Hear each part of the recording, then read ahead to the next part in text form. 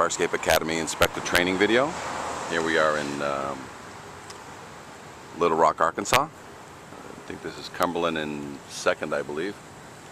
And across the street from the Second Baptist Church.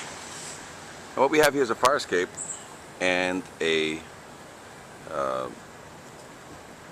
handicap ramp.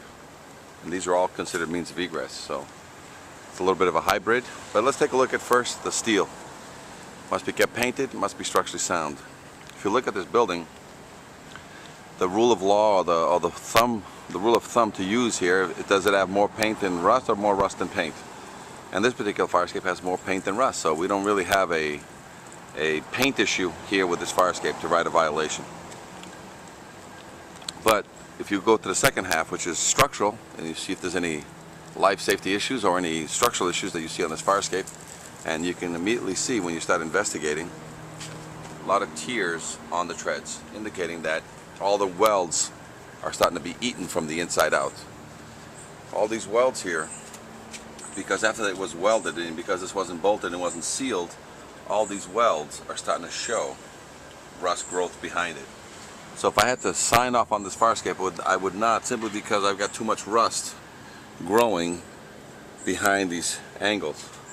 So I would not sign off on this, nor would any engineer sign off on this, because whoever welded this entire fire escape didn't bother sealing it from above. And once you don't seal it from above, the rain just gets in there and does its magic.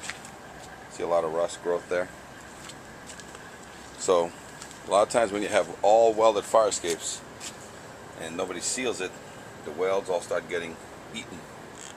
That's what's happening here. Every single one of these welds is getting eaten from behind. Now if you look straight up, you can see all the welds on this stringer.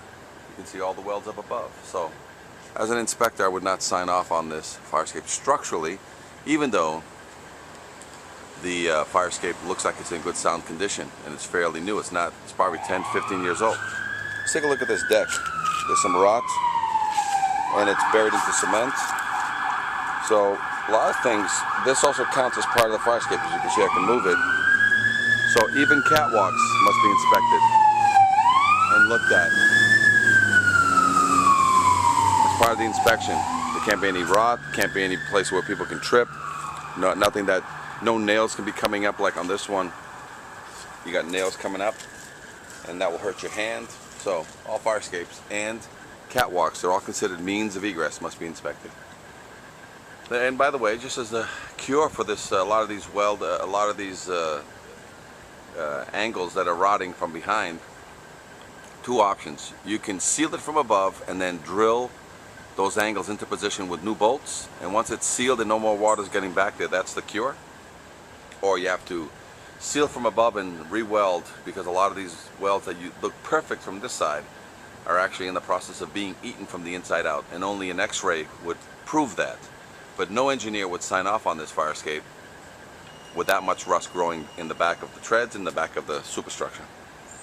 Again, if you have any questions on this and any other fire escapes you've seen on the videos, feel free to call Fire Escape Engineers for further information. 866-649-0333. Visit our website at firescapeengineers.com. You can also go on Google or YouTube video, type in fire escape inspection, fire escape repairs, or fire escape seminars, and look at many other free videos that we offer on there, helping you make get more aware of what fire escape repairs and inspections look like. We can also help you with a fire escape program of implementing a fire escape awareness program in your city. We can give you industry standard, and this is all free of charge. We can give you industry standard confidence tests, tags, repair procedures, load test criteria. We can help you with all those things. Again, this is Fire Escape Engineers, Fire Escape Academy.